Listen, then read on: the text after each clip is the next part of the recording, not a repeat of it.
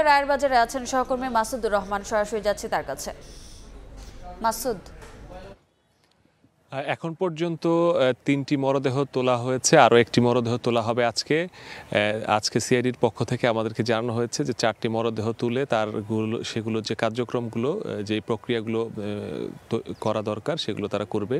এখন পর্যন্ত আমাদেরকে সেই তথ্য জানানো হয়েছে। গতকালকে সারাদিন ৮ ঘন্টার মতো সময় লেগেছিল 2টি মরদেহ উত্তোলন করার পর সেগুলোর মরদেহ থেকে ডিএনএ নমুনা সংগ্রহ, পাশাপাশি ময়নাতদন্ত করে মৃত্যুর প্রকৃত কারণ বের করা এবং পরিচয় শনাক্তের জন্য ডিএনএ স্যাম্পল সংগ্রহ করা, সেটি তারা করেছে। করার পরে ধর্মীয় রীতি অনুযায়ী মরদেহটি যেখান থেকে তোলা হয়েছিল আবারও সেখানে দাফন করা হয়েছে। তো এভাবেই আসলে তাদের যে কার্যক্রমগুলো সেগুলো চালাচ্ছে তারা।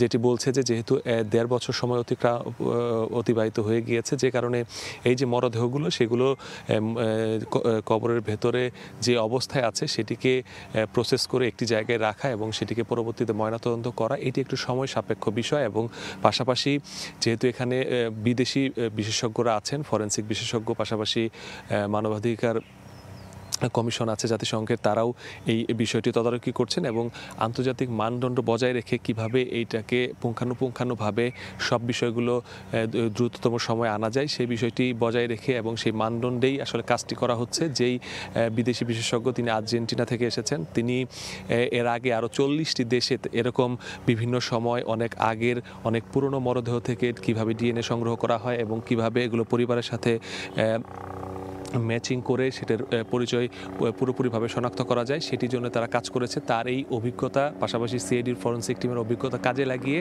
দ্রুততম সময়ে এখানে যাদের মরদেহ আছে তাদের সাথে পরিবারে যাদের মরদেহ আছে সেগুলো ম্যাচিং করে একটি পরিচয় শনাক্তের মাধ্যমে পরিবারের কাছে বুঝিয়ে দেওয়ার যে প্রক্রিয়াটি সেটি আসলে এখন চলছে। তো এটি কবে শেষ হবে সেটি এখন পর্যন্ত জানানো যায়নি, তবে যতক্ষণ পর্যন্ত শেষ না হবে ততক্ষণ পর্যন্ত তাদের এই কার্যক্রম চলমান থাকবে। এই ছিল আসলে আমার কাছে রায়ের বাজার কবরস্থান থেকে সর্বশেষ তথ্য।